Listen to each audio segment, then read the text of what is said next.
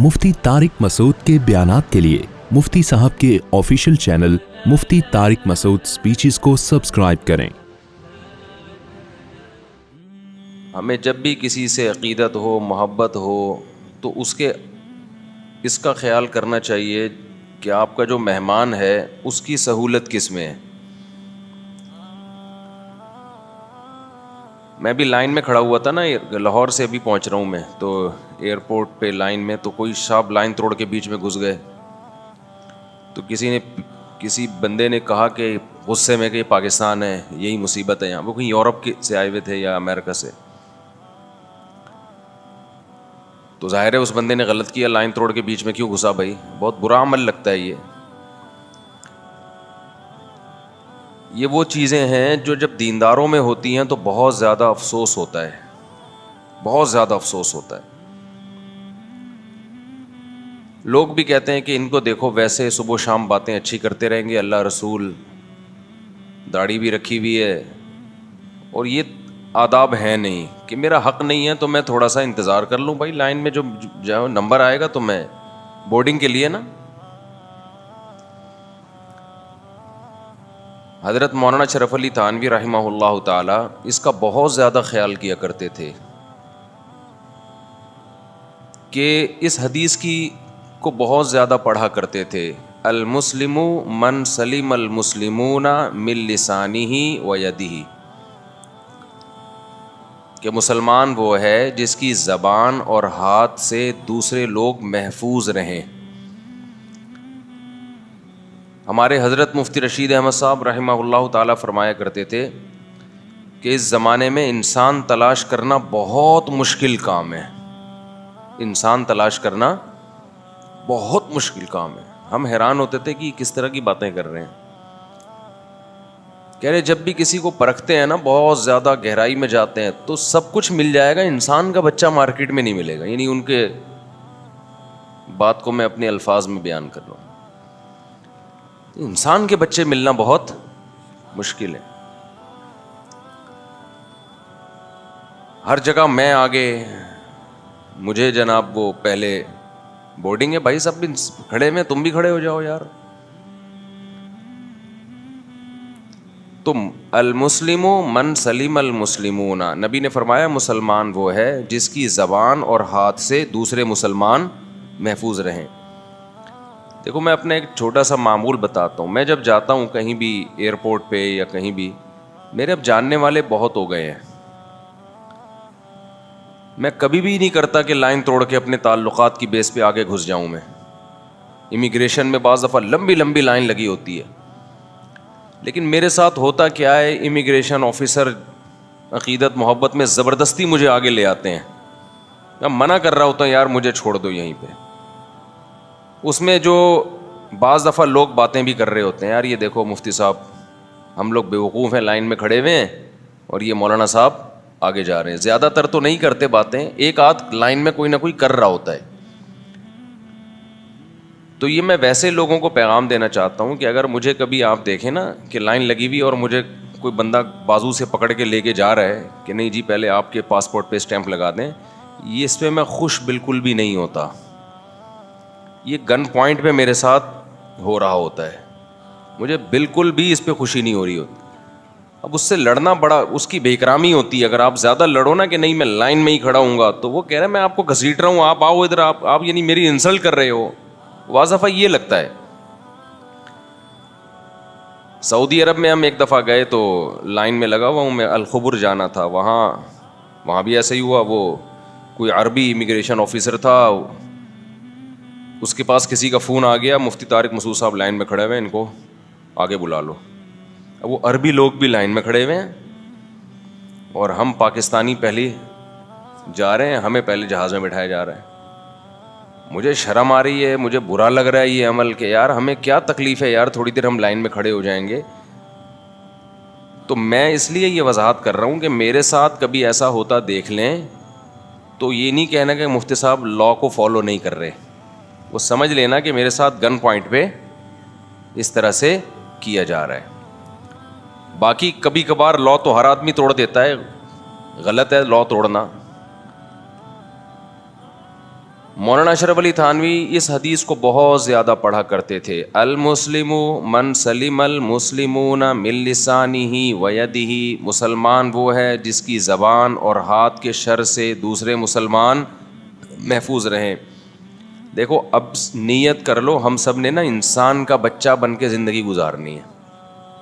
اس سے خدا کی قسم بڑی مزے کی زندگی ہوتی ہے. تھوڑے دن لگتے ہیں لیکن لوگوں کی نظر میں آپ کی عزت بحال ہو جائے، عزت بہت ہونے لگتی ہے آپ کی. تھوڑے دن لگتے ہیں.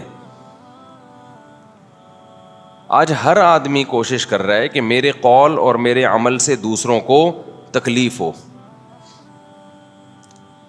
اب اسی میں ایک اور چیز ہے، جب کوئی آپ کے ہاں مہمان بن کے آتا ہے، آپ اس کا اکرام اتنا نہ کرنا شروع کر دیں کہ اگلا ٹینشن میں آ جائے، اگلا ٹینشن میں آنا شروع ہو جائے. کھانا سامنے لا کے رکھ دیا، ایک دفعہ کھا لیں بھائی، بہت زیادہ 2 دفعہ کھائیے نا، بس اس سے زیادہ مت پوچھو. یہ کوئی اخلاق نہیں ہے، یہ جہالت ہے، یہ پینڈو پن ہے. اور زیادہ میں کیا بولوں اس کو، یہ پینڈو پن ہے کہ آپ کھا کیوں نہیں رہے، آپ کھائیے نا، یہ کھائیے نا، وہ کھائیے نا. یہ پینڈو پن ہے. پڑھے لکھے لوگوں کا یہ کام نہیں ہوتا. بعض دفعہ یہ ہوتا ہے ہم کسی شہر میں گئے، میرا مقصد اپنے حالات بیان کرنا نہیں ہے، میرا مقصد ہے کہ ہم سب سیکھیں نا یہ چیزیں. اب کسی نے مجھے کہا کہ بھائی آپ ہمارے یہاں ٹھہریے. ایک دفعہ کہہ دیا، بہت شکریہ آپ کا، بڑی خوشی ہوئی کہ آپ نے ہمیں ہوٹل کے خرچے سے بچا لیا، اپنا گھر پیش کر دیا رہنے کے لیے. مجھے بڑا اچھا لگتا ہے، میں بڑی دعائیں دیتا ہوں. دوسری دفعہ دوبارہ کہہ دیا آپ نے کہ بھئی آپ کہاں ٹھہریے گا، ہمارے یہاں، تاکہ ایسا نہ ہو کہ مفتی صاحب نے اوپر سے بولا ہو. 2 دفعہ کہہ دیا. مفتی صاحب بالکل کھلے دل سے کہہ رہا ہوں، بڑی خوشی، بہت اچھا لگا، بڑی نوازش. بہت زیادہ کہنا ہے، تیسری دفعہ بھی کہہ دیں آپ، مفتی صاحب آپ ہمارے یہاں ٹھہریے. مفتی صاحب نے کہہ دیا بھائی نہیں یار. چوتھی دفعہ کہا نا، پھر سمجھ رہے ہیں، میں تو کچھ نہیں کرتا لیکن دل چاہتا ہے کہ اب کیا ہے اس کا، اب جو ہے نا زیادہ ہو گئی ہے. لیکن لوگ صرف اتنا نہیں کرتے. پتہ ہے لوگ کیا کرتے ہیں؟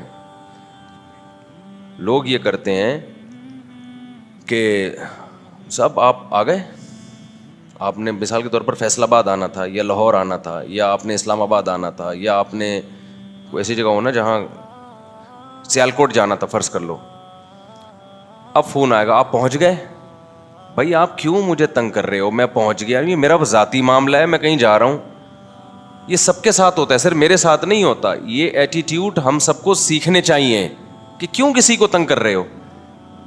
بھائی مجھے پتا چلا تھا مفتی صاحب آپ سیالکوٹ آ رہے ہیں، پہنچ گئے، جہاز میں بیٹھ گئے.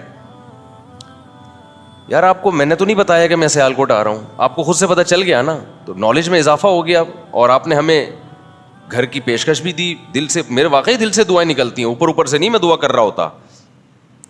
یار آپ نے اب اینڈ تک نا رننگ کمنٹری نہیں ہوتی ہے، رننگ کمنٹری، سلیم اللہ سے گیند کلیم اللہ کے پاس ہاکی، ان کو اب پوری خبریں بتاؤ. اب میں پہنچ گیا ہوں، اب میں ایئرپورٹ سے اتر رہا ہوں، مفتی صاحب میرا گھر حاضر ہے. بھائی آپ نے بتا دیا تھا 3 دفعہ آپ کا گھر حاضر ہے. صاحب میں آ رہا ہوں لینے کے لیے، کوئی ضرورت تو نہیں ہے. پہنچ گئے نا، خیریت سے ہیں، واپسی کب ہے؟ بھائی آپ ہماری پھپھو کے بیٹے ہو، ہماری ممانی کے بیٹے ہو، کون ہو؟ سمجھ رہے آ رہی ہو؟ دیکھو میری ذات تو ایک ذات ہے نا، ہم تو ٹہلا بھی سکتے ہیں کسی کو. مقصد یہ ہے کہ یہ من حیث القوم، ہماری قوم کا مسئلہ ہے یہ، اور اس کو اخلاق سمجھتے ہیں. یہ اخلاق نہیں ہے. جہاں اخلاق ہونے چاہیے وہاں ہے نہیں. صحیح ہے نا، جو اخلاق ہونے چاہیے وہاں ہے نہیں. تو یہ محبت نہیں ہوتی، یہ ٹینشن ہوتی ہے. تو یہ اچھا نہیں ہوتا، بار بار پوچھنا. خاندانی لوگوں کی علامت ہوتی ہے، وہ دیکھتے ہیں یار محبت. اچھا پھر جو خاندانی لوگ ہوتے ہیں نا، ایک دفعہ پوچھ لیتے ہیں، پھر دل چاہتا ہے کہ ان کے گھر جائیں ہم، کہ یہ پتہ چل جاتا ہے یہ بندہ ٹینشن دینے والا نہیں ہے. ملتان میں ایک صاحب ہیں، اتنے خاندانی آدمی ہیں، اتنا مزہ. میں جب بھی ملتان جاتا ہوں ان کے گھر ٹھہرتا ہوں میں. اور میں نے ان کو بولا، میں نے کہا یار بہت کم لوگ ایسے خاندانی نظر آتے ہیں ہمیں. کہیں ہم سفر پہ جا رہے ہوں نا, راستے میں ملتان میں اسٹے ہوتا ہے, تو میں ان کو کال کرتا ہوں, میں آ رہا ہوں, ذرا اپنے گھر میں اوپر والا پورشن خالی کر دیں. ٹھیک ہے مفتی صاحب. کسی کو کانوں کان خبر نہیں دیتے کہ کون آ رہا ہے کون جا رہا ہے. اوپر پورشن خالی کیا, پوچھتے ہیں آپ کے ساتھ اکیلے ہیں یا بندے ہیں یا فیملی ہے؟ ہاں بھائی, یہ بھائی آپ کا روم تیار ہے. پھر پتہ کیا کرتے ہیں, اب جیسے رات کو 2 بجے میں پہنچ رہا ہوں تو کہتے ہیں مجھ صاحب میں سو رہا ہوں, یہ کمرہ آپ کا خالی ہے, آپ نے سیدھا اس گیٹ سے اوپر جا کے آرام کرنا ہے, صبح ناشتے پہ ملیں گے. کتنی خوشی ہوتی ہے یار, کیونکہ یہ بھی تو میرے لیے ٹینشن ہے, ایک بندہ میری وجہ سے جاگا ہوا ہے. ابھی میں اسلام آباد سے آ رہا تھا, رات 2-2:30 بجے پہنچا نا ملتان میں, چند پچھلے مہینے کی بات ہے. تو انہوں نے فون کیا کہ مصعب مجھے دیر ہو گئی ہے, صبح آفس بھی جانا ہے, تو آپ کا روم اوپر ہم نے پورشن خالی ہے, آپ اوپر آرام سے سو جائیے گا, یہ گیٹ ہے, اس کو جو بھی ملازم ہے یا کوئی بھی ہے اس کی چابی ہے, اوپر آرام کریں آپ. صبح ناشتے پہ جب آپ صبح اٹھیں گے تو کال کر لیے گا. میں نے کہا, میں نے دوستوں سے کہا اٹ از کالڈ خاندانی. لوگ کہتے ہیں مفتی صاحب بیان میں قصے لے کے بیٹھ گئے. دیکھو وہ بیان ہم بیان کرتے کیوں ہیں, عمل سیکھنے کے لیے کرتے ہیں نا, کہ اسلام ہم اپنی زندگی میں لے کر آئیں, اس لیے کرتے ہیں نا بیان. تو جتنے واقعات سے انسان کو سیکھنے کا موقع ملتا ہے اتنا کسی چیز سے سیکھنے کا موقع نہیں ملتا. قرآن نے بھی تو واقعات کتنے بیان کیے ہیں, لقمان علیہ السلام کا واقعہ, موسیٰ علیہ السلام کا واقعہ, ذوالقرنین کا واقعہ. مشرکین مکہ بھی بولتے تھے قصے سنا رہے قرآن. او بھائی وہ قصے برائے قصے نہیں ہیں, ان قصوں میں کیا ہے, سبق ہے. میں کوئی ایسے قصے تھوڑی سنا رہا ہوں کہ ولاگ بنا کے میں واش روم میں بیٹھا ہوا ہوں, اب میں صبح نانی کے جا رہا ہوں, میں ماموں کے جا رہا ہوں. یہ والے قصے دیکھ رہے ہیں لوگ. وہ قصے جن میں کچھ سیکھنے کو مل رہا ہے وہ سننے کو بھی تیار نہیں ہے, اور ان پہ کہتے ہیں مفتی صاحب اتوار کے بیان میں کیا سنا رہے ہیں, قصے. تو یہ امانت میں خیانت ہوگی اگر میں ان چیزوں کو ہائی لائٹ نہیں کروں گا, کیونکہ لوگ آتے ہیں سیکھنے کے لیے نا, تو سکھانا ہماری ذمہ داری ہے یا نہیں ہے, اور اس نیت سے تاکہ مجھے بھی سیکھنے کا موقع ملے. تو کتنے خاندانی, ایک اور خاندانی کام انہوں نے کیا کیا. اب ہم جب پہنچے تو فجر پڑھ کے پھر ہم سوئے نا, رات بہت دیر ہو گئی. تو 11-11:30 بجے میں اٹھا ہوں, تو انہوں نے بتایا کہ بھئی میسج بھیجا ہوا تھا کہ ناشتے کے لیے فلاں بندے کے ذمے ہیں, اگر تو اس کو آپ کہہ دیے گا. اچھا بھائی ٹھیک ہے. تو میں نے ان کو پھر فون کیا, آپ کہاں ہیں؟ انہوں نے کہا مفتی صاحب مجھے آفس کی دیر ہو رہی تھی, تو اب آپ میرا انتظار کریں گے تو آپ کو آگے دیر ہو جائے گی, تو اگر آپ چلے جائیں اپنی سہولت دیکھیں آپ, کیونکہ کراچی پہنچنا ہے نا, صبح 11 بجے نکلیں گے ٹاپوں ٹاپ, تو رات 12-2 بجے تک کراچی ہم پہنچیں گے. انہوں نے کہا آپ کو دیر ہو سکتی ہے, لہذا کوئی بات نہیں, پھر مل لیں گے کبھی, تو آپ اپنے سفر کو فوکس کریں. اب ایسے آدمی سے خدا کی قسم ملنے کا دل چاہتا ہے. میں نے کہا میں آپ سے ملے بغیر نہیں جاؤں گا, آپ اپنے آفس کی لوکیشن بھیج دیں. سمجھ رہے ہو بات کو, یہ نہیں کہ میں آ رہا ہوں آپ کہاں ہیں. میرے لیے بھی ٹینشن ہے, پتہ نہیں 1 گھنٹے میں پہنچے گا بندہ, 2 گھنٹے میں پہنچے گا, ہمیں وہاں دیر ہو رہی ہے. میں نے ان سے کہا آپ سے میں مل کے جاؤں گا, کیونکہ غیر اخلاقی حرکت ہے یار. ایک آدمی نے آپ کو ٹھکانہ دیا, آپ کے لیے ناشتے کا انتظام کیا, اور دوبارہ پتہ نہیں کب ملاقات ہو اور ہم اس سے ملے بغیر چلے جائیں. تو میں نے کہا دیکھیں میری بھی سہولت اس میں, اب آپ گھر دوبارہ آئیں گے کام کاج چھوڑ کے, آپ کا بھی نقصان ہے. آپ ایسا کریں آفس کی, ہم نے تو نکلنا ہی ہے نا روڈ پہ ملتان میں, تو ہم آپ سے ملتے ہوئے نکل لیں گے. تو میں نے ان سے کہا لوکیشن بھیج دیں. ناشتہ کیا ہم نے, دبا کے پھوڑا, پراٹھے وراٹھے پھوڑے. میرے ساتھ 2-4 اور علماء تھے, انہوں نے کہا یہ ٹھیک ہے لوکیشن بھیج دیتا ہوں. کہہ رہے نہیں آپ کو جلدی. میں نے کہا نہیں مجھے اتنی جلدی بھی, یہ غیر اخلاقی حرکت ہے نا, تو میں آپ سے مل کے جاؤں گا. بتانے کا مقصد یہ کہ جب آدمی دوسرے کو سہولت دیتا ہے نا, تو پھر اس کا خود دل کرتا ہے کہ یار ہماری بھی تو کوئی ذمہ داری ہے. انہوں نے اپنے آفس کی لوکیشن بھیج دی. ہم پہنچے لوکیشن پہ, ملے جی, حلوے کو آرڈر کر دیا. اب میری طبیعت پہ بوجھ, ملتان کا سوہن حلوہ نا. اب میں نے کہا لے بھائی ملتان کا سوہن حلوہ کھانا بھی پڑے گا. آپ کو پتا ہے وہ کتنا ہیوی ہوتا ہے. اب ہم نے کیا اتنا ہیوی ناشتہ, اب یہ عقیدت محبت میں کیا منگوا رہے ہیں, ملتان کا سوہن حلوہ. اور پنجاب کے لوگ کھلائے بغیر چھوڑتے نہیں ہیں. میں نے کہا لے بھائی, آخر میں انہوں نے کیا مار دیا, فاؤل. یہ لاسٹ میں نو بال جا رہی ہے, آخری اوور اچھا نہیں ہے, اب کھانا بھی پڑے گا. تو میں نہیں کھاتا بے وقت چیزیں, میری عادت نہیں, پیٹ خراب ہوتا ہے سفر میں, اور کھاتے رہو بس آلتو فالتو پھوڑتے رہو. خیر میں نے کہا اب اتنا انہوں نے اکرام کیا تو اتنا تو چلتا ہے, مجبوری میرے دماغ گھوم رہا ہے نا, حلوہ کھانا پڑے گا یا اللہ, حلوہ کھانا پڑے گا. وہ سون حلوہ تو میرے ہضم ہی نہیں ہوا کبھی آج تک. اللہ کا فضل ہے, یہاں پھر پتہ چلا نو بال نہیں ہے. انہوں نے حلوہ منگوایا تھا پیک, گاڑی میں رکھوا دیا کہ بھئی یہ گفٹ ہے. شکر ہے, ہم نے کہا اللہ تو نے اس مصیبت سے مجھے کب کبھی طاری ہو گئی کہ یہ حلوہ مجھے کھانا پڑے گا. تو میں بیٹھا ہوا ہوں, حلوہ کہاں گیا نا, تو پتہ چلا وہ گارڈوں نے بتایا کہ وہ انہوں نے پیک رکھ دیا, آپ کے لیے گفٹ بھیجا, گاڑی میں پہلے ہی رکھ دیا. کتنی خوشی ہوئی یار, ایسے خاندانی آدمی. یہ مقصد سنانے کا یہ ہے, اس پوری تفصیل کہ خاندانی بنو, نہ خود ٹینشن لو نہ دوسرے کو ٹینشن دو. اور ایک بات اور بھی بہت اچھی طرح یاد رکھیں, مہمان کو بھی چاہیے میزبان پہ کبھی بوجھ نہ بنے. مہمان کو چاہیے میزبان پہ کبھی بوجھ نہ بنے. تو اس میں بھی بہت ریلیکس ہو انسان. ہمیں ایسا مہمان اچھا لگتا ہے جو آ کے نا, میرے مہمانوں کا میں آپ کو بتاتا ہوں. ہمارے ایک دوست ہیں لاہور میں, وہ میرے پاس آ گئے مہمان بن کے. میں نے انہیں کہا کہ کبھی کراچی آؤ یار ہمارے یہاں, بڑی پرانی دوستی ہے. اب جب وہ مہمان بن کے آئے نا, میری ملاقات ہوئی, السلام علیکم, میں نام نہیں لوں گا, وہ بیچارہ بولے گا کیا حال ہے بھائی, خیریت, ماشاء اللہ ماشاء اللہ زبردست, اور سناؤ. آ گئے ماشاء اللہ, دفتر میں بیٹھو. اس کے بعد ہم بھول گئے کون آیا ہوا ہے. ہمارے تو 20 کام ہے بھائی, بھول گیا. نہ رات کا پتہ بیچارے نے کیا کھایا ہے, نہ صبح ناشتے کا پتہ. ابھی ایک اور مہمان صاحب آئے ہوئے ہیں, ان کو بھی نہیں پتہ.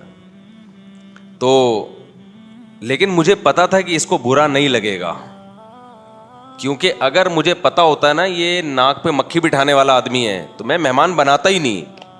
سمجھنے کے نہیں سمجھ رہے بھائی, ہمارے پاس کدھر ٹائم ہے یار. اگر ہم اس طرح مہمانوں کو بٹھاتے رہیں ہم تو مہمان گیری میں ہی بیڑا غرق ہو جائے گا ہمارا, دنیا میں اور کوئی ہمارا کام رہے گا ہی نہیں. تو پہلے سے پتا ہوتا ہے خاندانی مہمان ہے, آ جا بھائی تو. یہ وہ نہیں ہے, نازک مزاج آدمی نہیں ہے. ہاں آپ کے کوئی قریبی ریلیٹیو ہوں, ماموں چاچے, وہ ایک الگ بات ہے. یہ کوئی آپ کے استاذ ہوں, بزرگ ہوں, نارملی جو دوست احباب ہوتے ہیں, تو وہ آ کے بیٹھ گئے, نہ ناشتے کا ہوش ہے, نہ ڈنر کا ہوش ہے, نہ لنچ کا ہوش ہے, کوئی پتہ ہی نہیں, بیچارہ خود ہی پل رہا تھا. بہت اچھا, جب بھی میں باہر آتا مجھے ملاقات ہو جاتی, گپ شپ لگا لیتے, پھر بھول جاتا کوئی مہمان آیا ہوا ہے. 1 ہفتہ وہ رہا یہاں رہا ہے, اور اس کا اتنا دل لگا, وہ 15 دن آیا, 1 ہفتے کے لیے تھا, 15 دن رہا وہ, اور مجھے کہہ رہا میں دوبارہ آؤں گا. میں نے کہا اس طرح سے آپ 100 دفعہ آؤ. جب میرا موڈ ہوا ہوٹل پہ لے جا کے کھانا کھلا دیا, جب موڈ ہوا گھر والوں سے بول دیا, ایک دوست آیا ہوا بھائی ذرا اچھا سا کھانا بنا دو. تو اس سے کیا ہوتا ہے, نہ ٹینشن لو نہ ٹینشن بولو نہ دو. تو میں بتانے کا مقصد یہ ہے کہ ہم سب کو نا اپنی زندگیوں میں اسی قسم کی تکلفات سے پاک زندگی گزارنی پڑے گی. اپنی زندگیوں میں یہ تکلفات ہمیں کیا کرنے پڑیں گے, نکال لیں, ورنہ دنیا میں کوئی کام نہیں کر سکتے, سوائے تکلفات ہی میں لگے رہو گے ساری زندگی, کوئی کام نہیں کر سکتے دنیا میں. ہم لوگ جو ویلے ہیں نا, پاکستانی قوم کے بارے میں مشہور ہے, وہ کیا ہوتی ہے, ویلی قوم ہے نا, تو وہ ہے ہی اسی وجہ سے. تو ویلے بن کے مت رہو بھائی, اپنے آپ کو کارآمد بناؤ, کارآمد زندگی گزارو. ابھی جو میرے جو غصہ ہے نا پورا نکلا نہیں ہے, وہ میں نے واقعہ سنایا نہیں, وہ صاحب سمجھ جائیں گے جن کی بات ہو رہی ہے, جس شہر میں گیا وہاں کا واقعہ یہ, تو وہ سمجھ جائیں گے میری بات ہو رہی ہے, اس لیے میں اس کو بڑی مشکل سے نا بریک لگا کے رکھا ہوا ہے کہ ایسا نہ وہ زیادہ بے اکرامی ہو جائے گی. خلاصہ یہ نکلا, المسلم من سلم المسلمون من لسانہ ویدہ, مسلمان وہ ہے جس کی زبان اور ہاتھ سے دوسرے مسلمان محفوظ رہیں. جب بھی کوئی بندہ اکیلا بیٹھا ہوا ہے, ایسے ہی جا کے نہ بیٹھ جاؤ اس کے ساتھ اور گپ شپ لگانا نہ شروع کر دو. وہ کسی کام میں مشغول ہے بھائی, وہ آپ کی طرف توجہ کرے گا, پھر 20 کام اس کے رہ جائیں گے. سمجھتے ہو گے نہیں سمجھتے؟ حضرت مولانا اشرف علی تھانوی رحمہ اللہ نے فرمایا کہ جب بھی تمہارے گھر کوئی مہمان آئے نا، سب سے پہلے اس کو واش روم کا پتہ بتاؤ. سب سے پہلے کیا بتاؤ اس کو؟ Wash room. وجہ اس کی یہ کہ بعض دفعہ مہمان کو قضائے حاجت کا تقاضا ہوتا ہے، وہ میزبان سے شرم کی وجہ سے کہہ نہیں رہا ہوتا، کہ میزبان بولے گا کہ آتے ہی بیت الخلا ہے بھائی. یہ ہوتا ہے بعض لوگوں میں. سب سے پہلے اس کو کیا بتاؤ بھائی؟ یہ کیا ہے؟ یہ واش روم ہے. تو ان حقیقی راحت کا خیال کرنا چاہیے کہ سامنے والے کو حقیقت میں خوشی اور راحت کس میں ہے. یہ خلاصہ ہے پوری بحث کا.